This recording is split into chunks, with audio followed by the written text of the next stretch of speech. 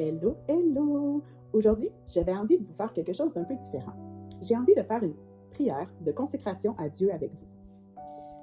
Si vous avez à cœur de le faire avec moi, libre à vous, mais surtout de renouveler cet engagement quotidiennement.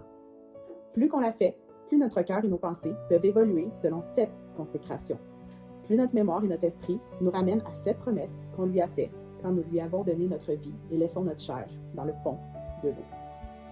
Plus on se la répète, plus on a de chances de ne pas se perdre dans les tentations de ce monde et plus on a de chances de ramener son peuple à son amour, sa paix, mais surtout sa confiance qu'avec les années, elle a été bafouée par les abus et les mauvais comportements liés au nom de Jésus.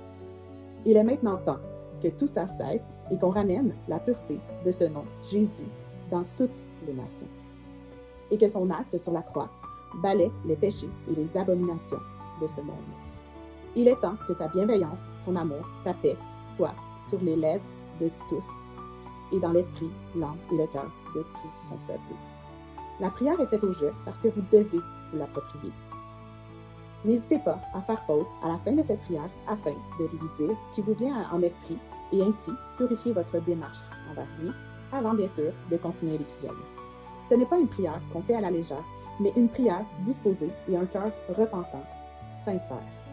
C'est un renoncement à toute distraction afin de le suivre humblement. N'hésitez pas aussi à ralentir ou accélérer, le rythme de ma voix afin de trouver le confort dans celle-ci. Père éternel, Dieu Tout-Puissant, je viens devant toi aujourd'hui par le sang de Jésus-Christ pour t'offrir ma vie en toute humilité et sincérité de mon cœur, consciente de ton immense amour et de la force que tu peux m'apporter. Je décide de me consacrer entièrement à toi. Je reconnais que tu es le seul créateur du ciel et de la terre et que ma vie t'appartient entièrement. Seigneur, je me donne à toi sans réserve. Je te consacre mon cœur, mon âme, mon esprit et mon corps, non pas par mes propres forces, mais par ta grâce. Je te consacre mes pensées, mes paroles, mes actions, mes projets, mes rêves et mon avenir. Viens me chercher et me purifier par ton Saint-Esprit. Lave-moi de tous mes péchés, de toutes mes impuretés, et détache-moi de tout ce qui ne vient pas de toi. Je renonce aujourd'hui à tout ce qui déplaît ton cœur. Les mauvaises voies, les attachements, les idoles visibles et cachées. Je coupe tout lien qui m'éloigne de ta présence. Je m'abandonne totalement, sans compromis, sans réserve. Je te reconnais comme mon sauveur et mon refuge. Règne en moi, transforme-moi, façonne-moi selon ta volonté. Je crucifie ma volonté pour embrasser la tienne. Allume en moi un feu qui ne s'éteint pas, un feu de sainteté, un feu d'obéissance, un feu d'amour pour Dieu. Fais de moi un instrument tranchant entre tes mains. Un vase sanctifié, prêt pour toute bonne œuvre, un soldat fidèle dans ton royaume. Seigneur, je refuse de retourner en arrière. Je refuse les compromis. Je refuse la tiédeur. Viens remplir chaque partie de mon être. Conduis-moi, enseigne-moi, corrige-moi, fortifie-moi. Donne-moi la force de marcher dans l'obéissance et la sainteté. Même dans les épreuves, je serai fidèle à toi, attaché à toi. Même dans le silence, je te ferai confiance. Même dans le combat, je ne reculerai pas. Même si cela coûte, je te suivrai. Même si je dois perdre, je te choisirai. Même dans le feu, je te resterai fidèle. Seigneur, sonde-moi jusque dans les profondeurs. Montre-moi tout ce qui n'est pas de toi. Brise en moi l'orgueil, la chair, le désir caché, tout ce qui résiste à ta volonté. Par le sang de Jésus. Je me purifie maintenant. Je regrette toute souillure, toute pensée impure, tout esprit contraire à ta vérité. Je renonce avec autorité à tout péché conscient ou inconscient, à toute alliance cachée, à tout lien spirituel qui ne vient pas de toi, aux convoitises de ce monde, pour te suivre fidèlement, portant ma croix chaque jour avec honneur, comme tu nous l'as démontré.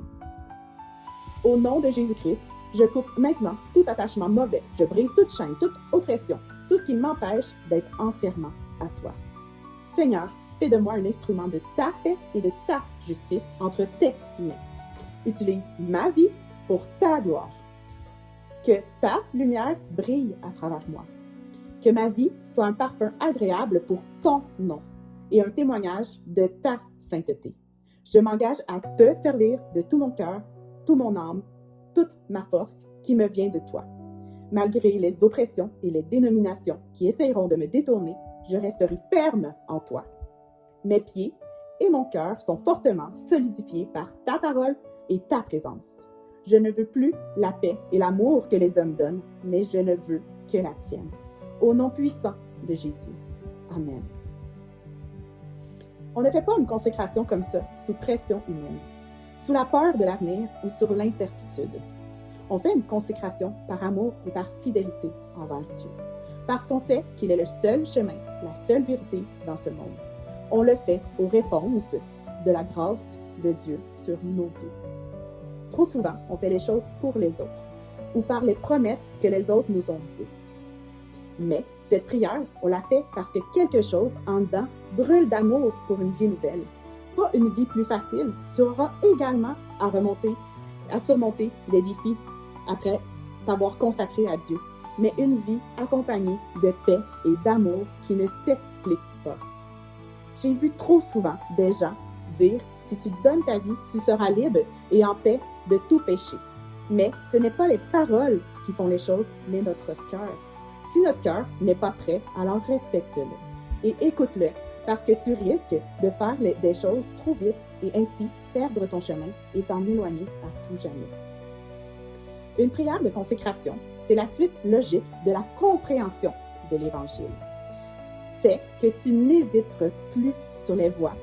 Tu sais que c'est vital en toi et que tu veux plus de sa présence. Trop souvent, on voit des gens vivre une guérison, se faire présenter l'Évangile, se faire promettre des choses. Ils donnent leur vie par pression humaine, par désir charnel du monde, mais leur cœur n'est pas complètement prêt. Par chance, il y a une repentance. Même si des années après ton baptême d'eau, tu t'es éloigné du chemin qu'il avait pour toi, parce que tes yeux ont vu des choses trop similaires aux gens qui ne sont pas nés de nouveau ou à tes frères et sœurs en Christ, qui ressemblent étrangement aux gens qui ne sont pas nés de nouveau. Alors, je te demande pardon, mais ton cœur est peut-être plus prêt que tu penses. Tu es capable de discerner le bien du mal, malgré l'amour que tu as de tes frères et sœurs en Christ. Il peut te montrer que tous ne sont pas pareils. Tu peux y croire que les choses peuvent changer. Tu peux croire que ça vient des profondeurs de ton âme et non de l'homme. Ne prends pas, pardonnez-moi, exemple sur ceux que tu vois s'éloigner de la véritable parole. Prends exemple sur la Bible. Elle ne peut pas s'en éloigner, elle. Malgré les versions qui s'éloignent par moments les unes des autres, il y a le Saint-Esprit en toi qui peut te montrer le vrai sens que la parole a pour ta vie. Arrête de regarder les autres et regarde à Dieu simplement. Sois renouvelé par son intelligence et sa sagesse afin que vous discerniez quelle est la volonté de Dieu, ce qui est bon, agréable et parfait, comme dit le passage dans Romains 12, verset 2. La consécration commence par un refus de se laisser modeler par les valeurs, les peurs ou même les choses populaires de ce monde d'aujourd'hui. Elle est une promesse de ne pas suivre le courant, mais de faire les choses autrement.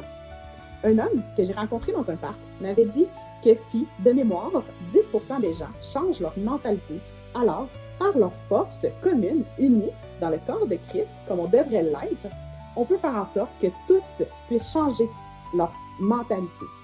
Et j'y crois sincèrement. Si les gens sont vraiment sérieux dans leur démarche, des gens peuvent être touchés par leur simple voix, par leur simple présence et prestance dans un lieu. Jésus pouvait aller n'importe où et il touchait les gens par sa simple présence. Son Saint-Esprit est en nous. Donc, cette pureté est accessible si on fait attention à ce qu'on laisse entrer par nos yeux, nos oreilles et ce qu'on laisse sortir par notre bouche. Ayons la sagesse de ne plus utiliser les sens humains, mais les sens spirituels que Dieu nous a offerts. Il faut un réel renouvellement de l'intelligence pour consacrer sa vie à Dieu. Il faut d'abord changer sa façon de penser. On remplace ses propres pensées par les pensées de la Bible, par les pensées de Dieu qui est éternellement en nous. Il faut aspirer à avoir le discernement de Dieu et non des hommes. C'est seulement après ce renouvellement que l'on devient capable de comprendre ce que Dieu veut pour nous, sa volonté qui est bonne, agréable et parfaite. On doit se soumettre, chercher continuellement la volonté de Dieu dans tout ce qu'on fait, même dans les petites choses ridicules de notre vie. Soyez continuellement en communion avec Dieu afin qu'il vous guide et que vous n'entravez plus la relation que vous avez avec lui, mais plus la communication que vous avez avec lui. On doit chercher une sanctification, se séparer du mal pour se consacrer au service de Dieu. On doit renouveler quotidiennement cette démarche, aussi simple que de dire « Seigneur, je te présente mes mains, mes yeux, mes pensées et mes actions comme des instruments de ta justice. » Que ma vie soit un sacrifice vivant, saint et agréable pour tes yeux.